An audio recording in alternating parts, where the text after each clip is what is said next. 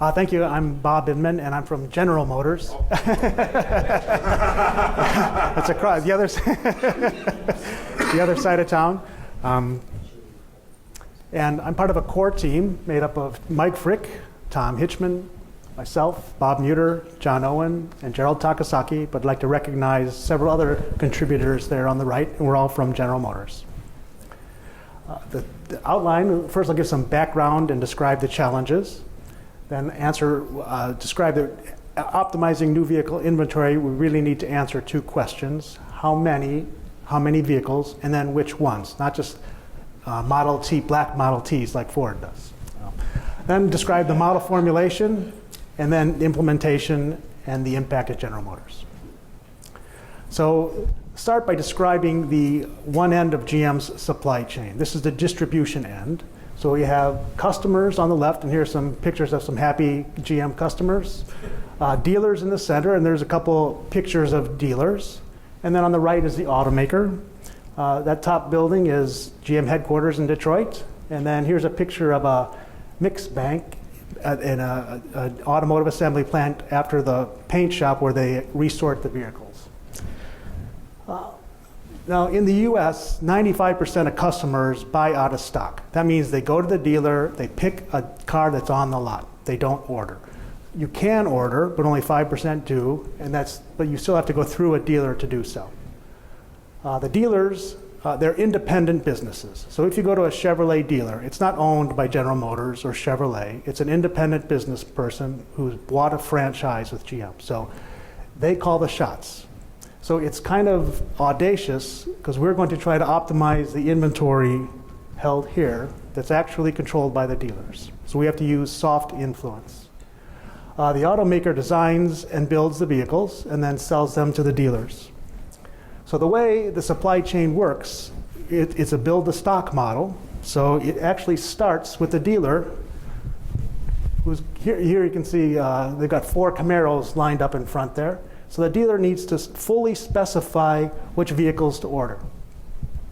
So the dealer will say, I want a red Camaro. What engine? Does it have sunroof? Does it have all-wheel drive? Does it have special radio or safety features? Every single specific option. And there are millions of different ways to order a Camaro.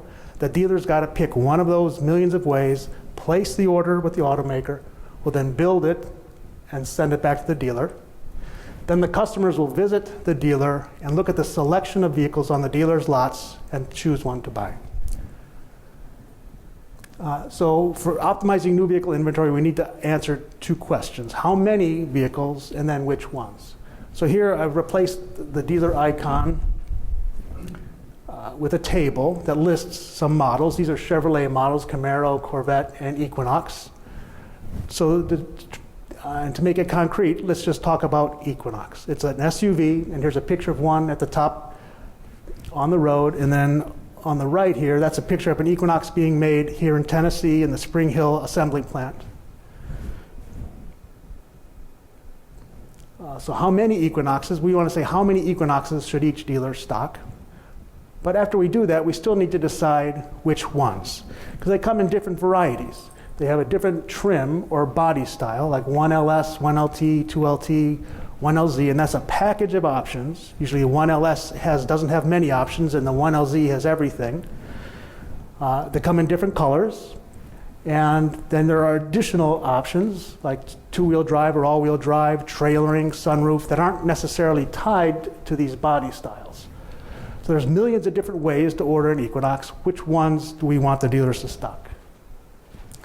Now, this is a challenging endeavor in the auto industry because retail sales are hard to adjust. If we offer a rebate, everybody gets the rebate, even the people who are ready to buy it anyway.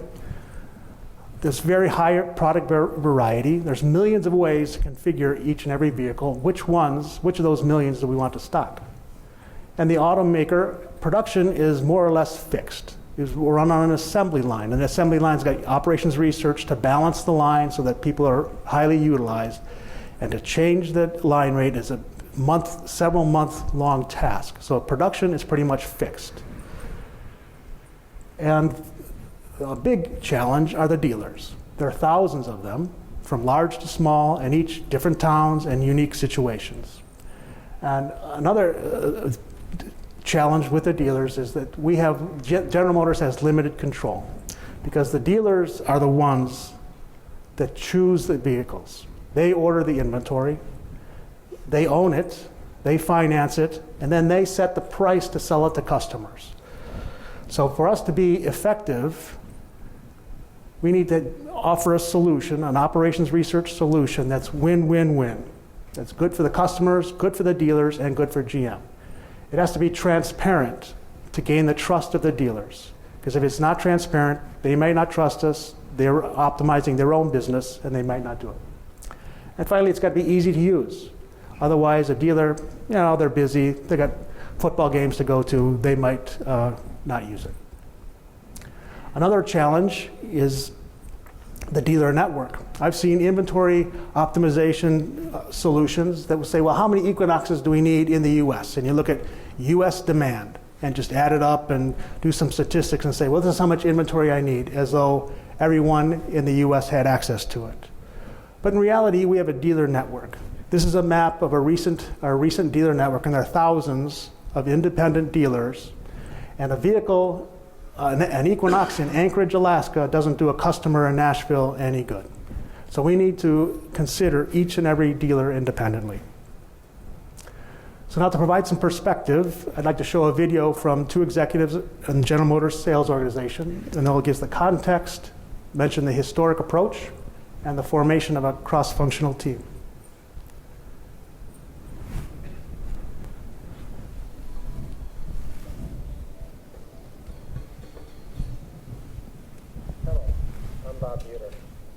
My team manages a series of complex that are processed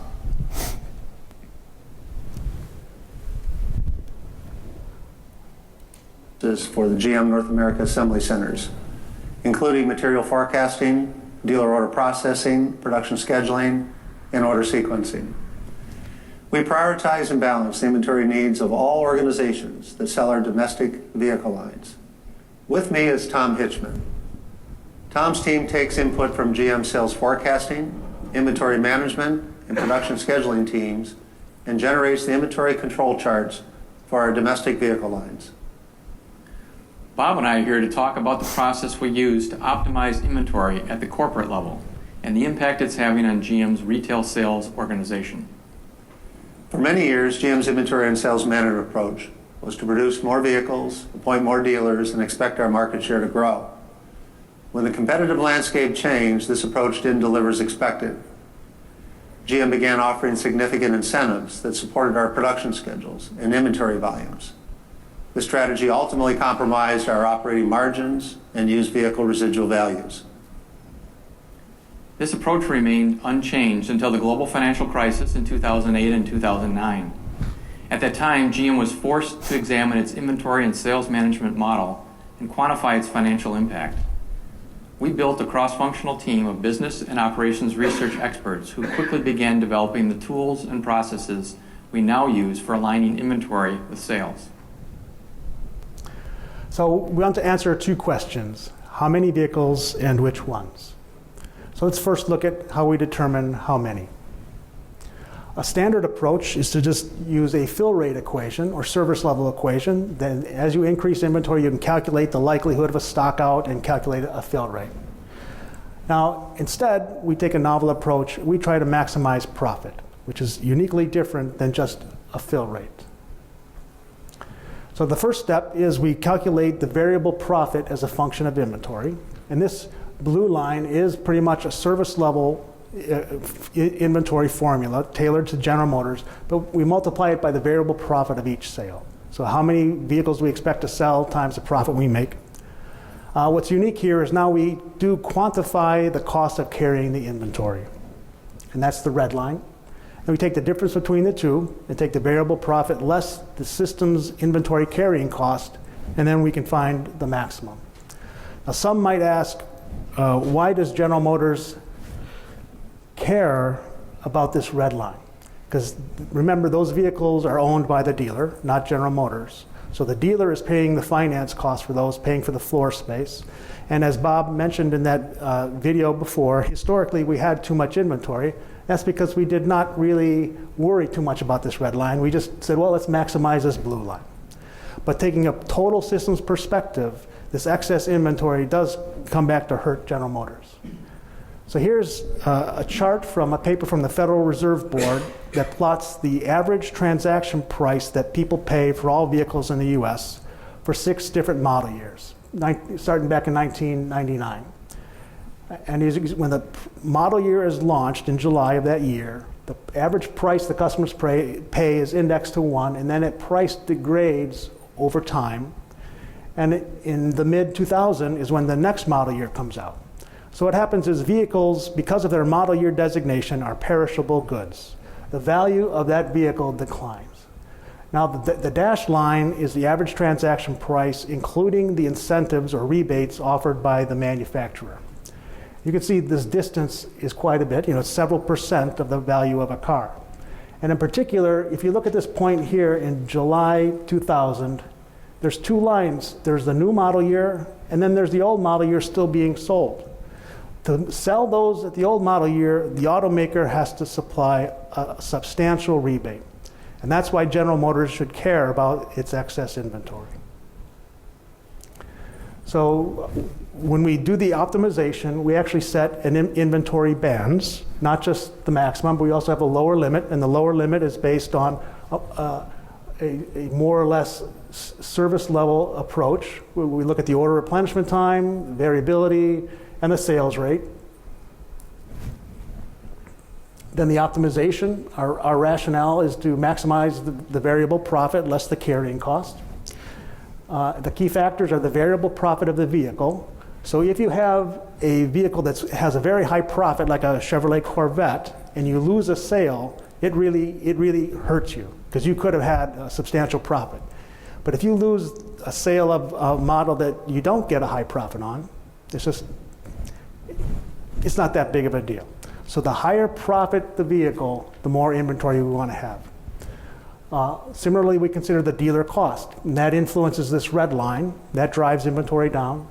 And then diversions to other automakers' models. So we comprehend the reality of diversions to other models. So if we do run out of an Equinox, there's a chance that the customer would instead buy a Chevrolet Trax, which is a smaller vehicle, or a Chevrolet Traverse, which is a higher vehicle. And then, of course, the price elasticity in the marketplace. And then for operational flexibility, we set a maximum on our inventory based on the uncertainty in our process and the decision-making cycle, how often we revisit this decision. So now I'd like to show another video from Tom Hitchman, and he's going to discuss how we implemented these in control charts and how we use those charts to manage the business. The inventory control charts display more information about these bands and the optimal inventory level for each brand and vehicle line. This sample chart from July 2016 shows the number of vehicles in inventory, 6 months of sales history, and 18 months of sales forecast. Our actual and forecast retail inventory, and the inventory we had in stock, and the inventory we'll need to support our sales forecast. I won't discuss the sales forecasting analytics here, but I'd like you to know they're as rigorous as the analytics we use for setting inventory targets. The chart also shows the optimal level that maximizes profit. This is the lower control band. When inventory falls below this level, we risk losing sales because we aren't stocking the vehicles customers want to purchase. If our inventory rises above the upper control band, then profitability is compromised by the increasing costs of carrying inventory and offering price discounts. Our goal is to set future production schedules so retail inventory levels remain within the upper and lower bands. So now let's discuss which configurations. We just talked about how many, now let's talk about which ones. A common approach is to assume there's no intra-model variety. That means like any color as long as it's black. An Equinox is an Equinox. Let's just calculate how many Equinoxes we need in the marketplace. But our approach is a little bit novel in that it has much finer granularity, It recognizes the different varieties of Equinoxes you can have. And this chart shows how we calculate both the depth and breadth of inventory to capture at each dealer. And we'll use a concept called partial configurations. So this is that chart blown up more. So even though we can build an Equinox in millions of different ways, for our purposes, we're going to apply the Pareto principle and simplify the problem by looking at the most important features of an Equinox. And it is the body style, the powertrain, and the exterior color. So we can take and we simplify the problem then down to 81 orderable combinations. It's not 88. If you had 4 times 2 times 11, you'd think there'd be 88 combinations, but not all colors are available on all body styles. So we've just simplified the problem from millions of different combinations to 81. And these are collectively exhaustive, mutually exclusive subsets. Then we can analyze the sales for each of these. This is a 2-wheel drive 1LT red, and it's actually siren red tint coat. PowerPoint doesn't do it justice. And we can, for each dealer, we can estimate the sales for each partial configuration. So if you have a model that has high complexity or high variety, like an extended cab pickup truck with many different options, it'll have more partial configurations, and the solution will be different. So this solution recognizes the intra-model complexity. A common approach, another approach that we've seen in the auto industry for recommending what a dealer should order, is to take the full configurations. So if you have and we'll have millions of different Equinox possibilities, and even if you look at sales of Equinoxes, there's tens of thousands, well over 100,000 different varieties of Equinox sold. And I've seen solutions that say, well, let's just take the top 10, take the top selling 10 configurations. How do those sell? And let's tell the dealers to stock those. Those are the ones that people want. Well, to look at the result of that approach, this chart shows a two-dimensional view of the variety of Equinox. If we think of every possible feature, 2-wheel drive, all-wheel drive, sunroof, no sunroof, 4-cylinder, 6-cylinder, red, yellow, blue, and each of those combinations as a dimension, you have an n-dimensional space where every point is a different configuration of an Equinox.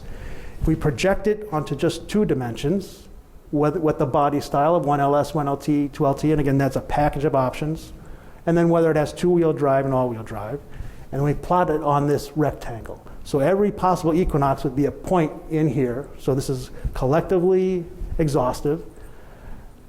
And the nearness for each point, we'll do it in such a way that if it's close on this chart, it's close in the customer's mind. Maybe it's regular floor mats and premium floor mats. They're right next to each other.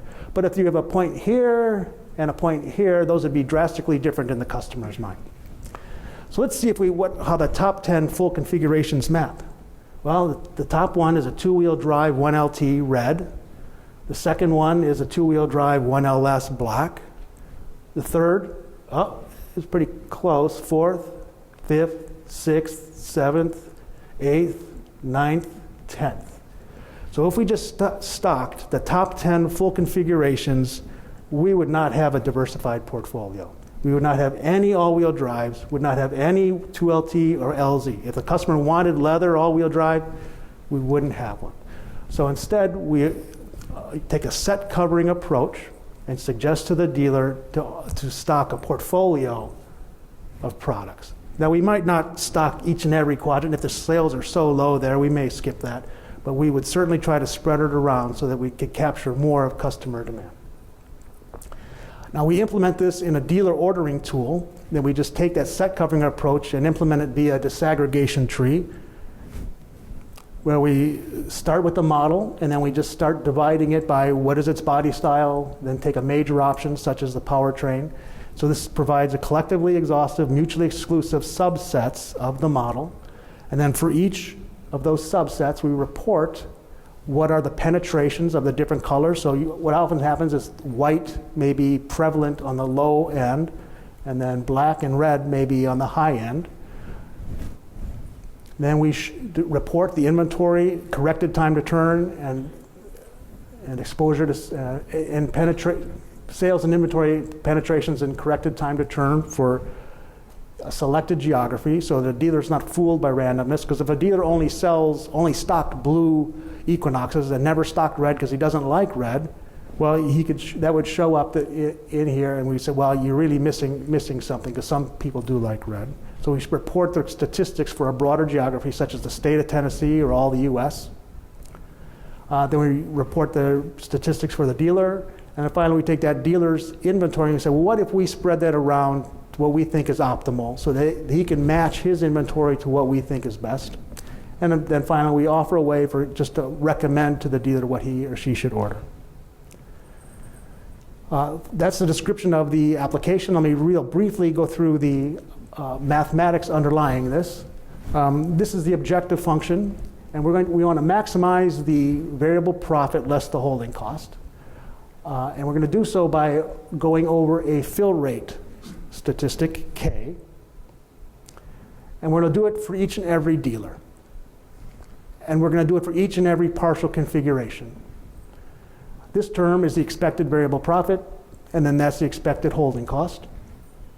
That's the sales rate, and then that's the fill rate times the variable profit for that partial configuration. This term, complex term, calculates the diversion adjustment. If we do stock out of the Equinox, what's the chance that they'll buy a different Chevy instead? And then here are the formulas that go into this objective function. The first one, the mean inventory. This is a periodic review equation, but it's tailored for GM's order fulfillment process.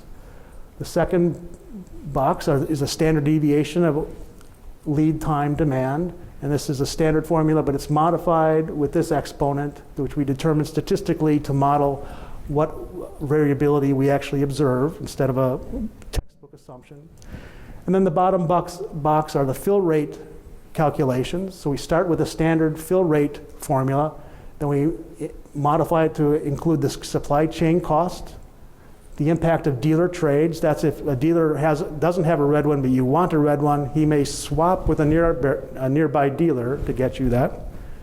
And then we finally adjust for build-to-order sales, if a customer does want to just order one directly from the factory. This has been implemented, and it's part of GM's standard business process. We run it twice a year with additional times for special situations. The dealer ordering guidance is refreshed weekly, and it's accessed by the dealers over the internet. And these tools have been in use for several years.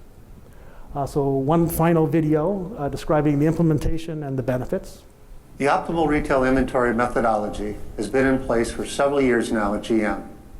And the inventory control charts have become an important part of our business culture because they're easy to understand and they help our teams make reasoned decisions about production scheduling.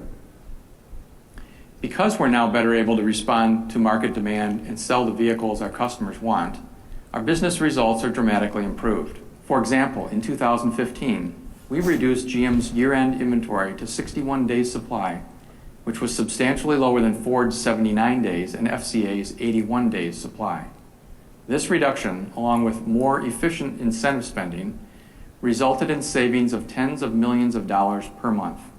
We've had overwhelming success with this process implementation, not only from a financial perspective, but also from a business perspective, shifting our reactively to proactively adjusting our production schedules. The reduced level of inventory across the GM dealer network has increased competition from product within the network. This competition in turn has improved the quality of our dealer network and increased our customer satisfaction ratings. By strengthening their ability to compete on the inside, our dealers are better prepared to compete on the outside against dealers who sell for other vehicle manufacturers. Our new vehicle sales prices are strong. Our used vehicles have greater residual value. And because GM is healthier financially, we've been able to invest in new programs and innovative technologies to improve our products and delight our customers. So we've had a big impact, and we've benefited the customers, the dealers, and General Motors. The customers, one way to look at that is that through customer satisfaction surveys. And the leading surveyor of customer satisfaction reported recently that GM's Cadillac division rated above the luxury average, and Buick, Chevrolet, and GMC placed 2, 3, and 4 respectively, all well above the mass market average. And this satisfaction survey is a sales satisfaction survey, which includes a question specifically asking about the variety of inventory offered. It's also been a benefit to dealers. We have several quotes, unsolicited quotes from our dealers who have used the dealer ordering tool. I'll just breeze through some. You know, I think that the product could make dealers more capable of having the right product on the ground. I like the tool. I use the tool. It's nice and makes ordering a heck of a lot easier. They have helped us manage the inventory much better. I really enjoy the value it provides. Oops. It's making things better. And it has helped us improve our inventory, and our sales are more efficient due to fewer dealer trades. So the dealers have enthusiastically embraced these solutions. And then finally, it's benefited General Motors. As Tom mentioned, our inventory is now quite a bit lower than our competition's, when historically it's been higher. We now proactively manage our inventory, and this was recognized by GM's top leadership when they did our 2015 earnings report to Wall Street. They said, you know, we have actively managed down U.S. dealer inventories, and our inventories are now down 100,000 units, or 14%. And then finally, it's not just inventory, it's also the average transaction prices that we've enjoyed. Because as you recall, if you have excess inventory from the past model year, you need a substantial rebate to sell it, and that impacts your average transaction price. Well, for the calendar year 2015, our average transaction price was $630 a vehicle, higher than the previous year. And the most recent data point is for October 2016, and it was over $1,000 higher than October 2015. So in short, GM has applied operations research to address a complex business process involving thousands of independent dealer agents, and we're able to make a difference. We were able to make things better. Thank you.